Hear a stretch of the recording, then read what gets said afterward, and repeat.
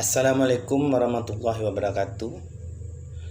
Baiklah, kepada anak bapak, selamat siang. Pada hari ini kita akan belajar tentang software. Nah, sebelumnya kita belajar tentang hardware, sekarang tentang software. Nah, pengertiannya, software adalah perangkat lunak pada komputer. Nah, software adalah perangkat lunak pada komputer. Atau ada orang menyebut software adalah program komputer.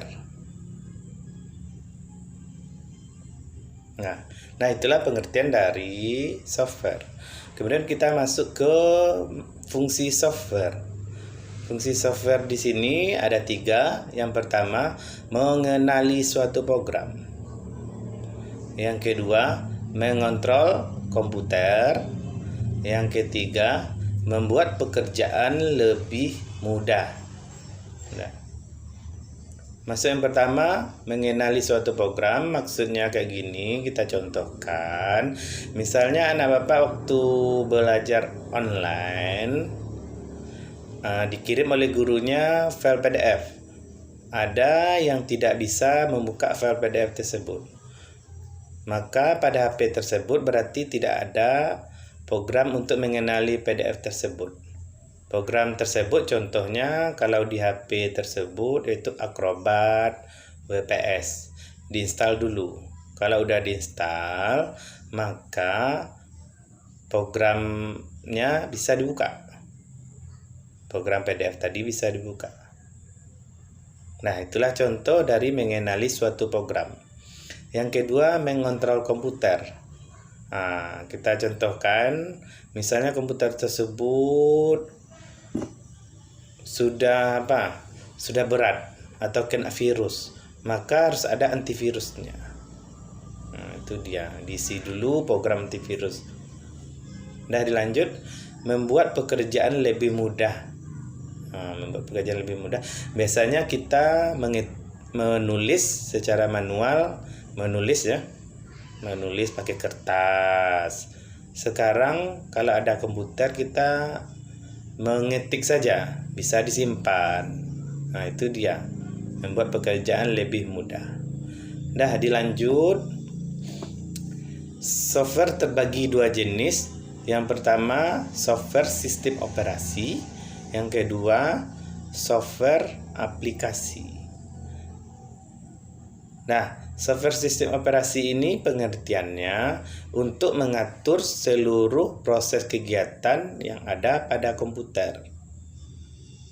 Untuk mengatur seluruh proses kegiatan yang ada pada komputer. Atau ada orang menyebut juga apa itu pengertian software sistem operasi, untuk penghubung antara pengguna komputer dengan perangkat keras komputer.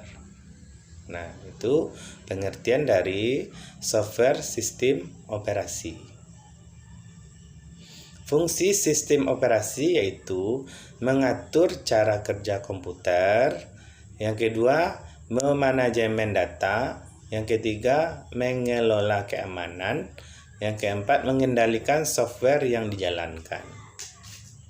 Nah, contoh sistem operasi. DOS, Windows. Yang pertama DOS, yang kedua Windows, yang ketiga Macintosh atau MacOS, yang keempat Unix, yang kelima Linux, dan lain-lain. Nah, itu dia software sistem operasi. Sekarang kita yang masuk ke software yang kedua, yaitu software aplikasi. Nah, pengertian software aplikasi yaitu kumpulan program untuk mengolah data tertentu. Kumpulan program untuk mengolah data tertentu. Contoh softwarenya, software aplikasi tadi, contohnya yang pertama software pengolah kata. Yang kedua software pengolah angka. Yang ketiga software aplikasi presentasi. Dan lain-lain. Nah, kita contohkan dulu software pengolah kata. Software yang digunakan untuk mengolah kata. seperti mengetik. Nah, contoh software untuk mengolah kata yaitu Open Office Writer. Yang kedua, Start Office Writer. Yang ketiga, Corel WordPerfect. Yang keempat, Lotus Word Pro. Yang kelima, Microsoft Word, dan lain-lain. Nah, itulah contoh dari software pengolah kata. Sekarang kita yang kedua masuk software pengolah angka. Software pengolah angka adalah software yang digunakan untuk membantu proses pengolahan angka, seperti digunakan dalam perhitungan, pembuatan tabel, dan grafik. Contoh software pengolah angka yaitu 1. Start Office Calc, 2. KS Script, 3. Lotus 123, 4. Abacus, 5. Microsoft Excel. Biasanya orang banyak menggunakan Microsoft Excel.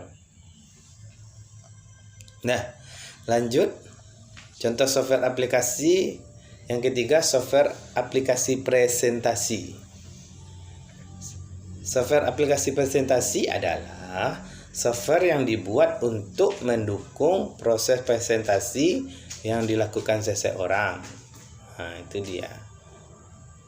Nah, contohnya Open Office Impress, K-Presenter, Microsoft PowerPoint, dan lain-lain. Yang digunakan sekarang oleh banyak orang yaitu Microsoft PowerPoint. Nah, itulah materi tentang software.